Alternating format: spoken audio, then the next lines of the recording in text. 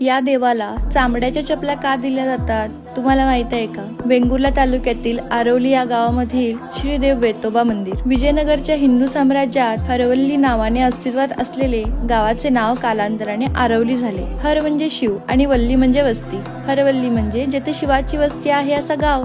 वेताळ या शब्दातील अर्थ देखील खूप सुंदर आहे. या शब्दातील पहिले अक्षर वेगळे काढले तर उरतो ताळ, दुसरे अक्षर काढले तर उरतो वेळ, तिसरे अक्षर काढले तर उरतो वेता व अर्थातच वेताने वेळेवर ताळ्यावर आणणारी शक्ती म्हणजे वेताळ. मंदिरात प्रवेश करताच सुमारे 7 फूट उंचीच्या श्री वेतोबाचे भव्य दर्शन घडते. श्री वेतोबाची मूर्ती पूर्वी फणशी लाकडाची होती, त्यामुळे या गावात बांधकामात व इतर कार्यात फणसाचे लाकूड वापरत नाही. 1996 मध्ये भक्तांच्या साह्याने मूर्ती पंचधातूची करण्यात आली. विशेष म्हणजे या देवास नवस म्हणून केळीचे घड आणि चपला वाहण्याची प्रथा आहे. मंदिरात अशा मोठ्या आकाराच्या चामड्याच्या चपलांचा ढिगच पाहाव्यास मिळतो.